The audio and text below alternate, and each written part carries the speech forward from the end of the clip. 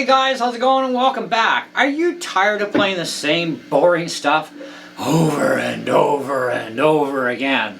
I know I sure get tired of it sometimes. But the thing is when you're learning songs or you're learning new techniques, you kind of got to repeat and repeat and repeat and repeat until you've got it nailed, right? But there becomes parts where sometimes you get a little frustrated even starting to learn something new because it's like, my fingers never moved this way before. So you do know that you have to evolve as a guitar player. You must continue moving forward, right? And part of that is also learning how to kind of think outside the box a little bit. I want to give you just, not the entire pieces, but just little bits and pieces of some blues stuff that I was taught when I took lessons, and I teach my students the same thing. Okay, so it kind of goes like this, right? Now we're on the 2nd fret, but it doesn't really matter where we're kind of at with this, but I'll give you an up close to kind of show you what's going on here. So we're on the 2nd fret, and we're going to play this.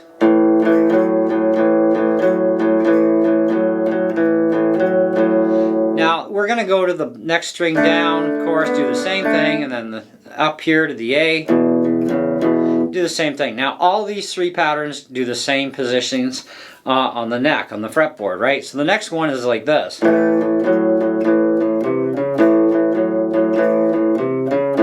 Sounding familiar? How about this one?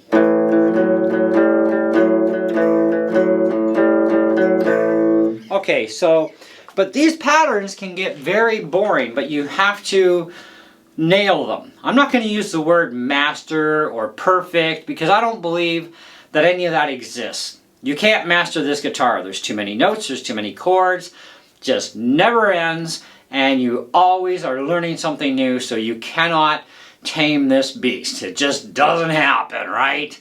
So you got to kind of realize that right away. So it's why I always tell people, if you see that snake oil saying, master the guitar, good luck. It's not going to happen. There's nobody that's a master of any instrument, in fact, okay, but especially guitar. It's more versatile than anything out there. But regardless of the fact, you can become a really great player, an awesome, outstanding, phenomenal player, which is fine. But it's kind of up to you how fast you can get there, and that's all in how much time you put into this, and etc., right? But with these 3 patterns, you unlock an entire world of different stuff, right? Because blues, rock, metal, many other genres of music are linked into blues music. Okay, regardless if it's doing this stuff or if it's doing kind of like that kind of blues stuff, right? Everything's linked, right? But a lot of this, if not the majority of it, is all linked and stems back to the blues, right? Because you have this stuff for the blues stuff, right? Right? Now when you're playing the open with the fretted note, you're playing a 5th chord in this case because of where we are on the neck, right? And you got a 5th here as well, etc. So you've already got 2-note, 1-finger power chords going on, right? Without realizing it. I didn't realize it for years, and all of a sudden I discovered one day by going through all these chord charts and different chords, I'm like, hey, there's a lot of 1-finger stuff going on here. What is with this, right? Because we don't know everything until we just don't, right? Because we never will. But we don't realize things when we're being taught. It's kind of like watching the movie The Karate Kid, right? Mr. Miyagi, wax on, wax off and all that stuff. These are life lessons, right? That are actually related to karate, right? Same as sweeping, same as fishing, the way you put a pole, using a bow staff. It's all related. It's all the same thing, right? So guitar, when you learn one particular small little thing that you think is stupid and boring, and maybe you hate the blues, but guess what? If you hate the blues, then you better start hating rock and metal too, because it's all together. It's all knitted together. And where we start getting into more of that is when we hit the distortion.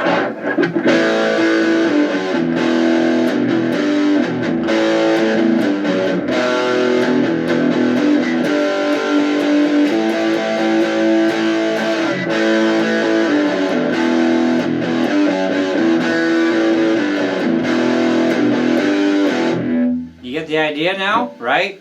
So this was a new little riff that I came up with this morning before doing this video, and I thought, hey, this will make a great video, help people out, and I just taught myself something new, you know, and it's just stemming off all those same fingerings I'm using in those within those 3 patterns, except we didn't add in, of course, the pinky thing here. But if we want to really crank out the blues and make it kind of more rocky kind of thing, right?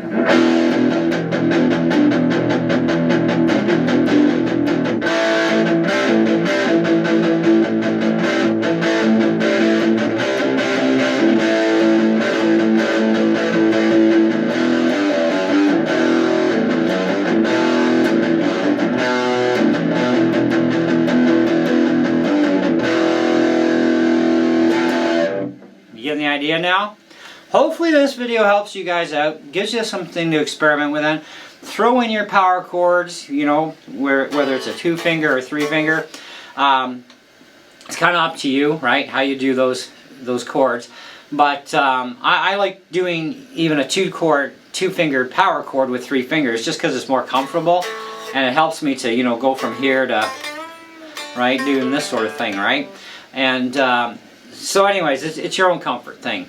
But experiment with that area in here, you know? I mean, this stuff is a lot of fun.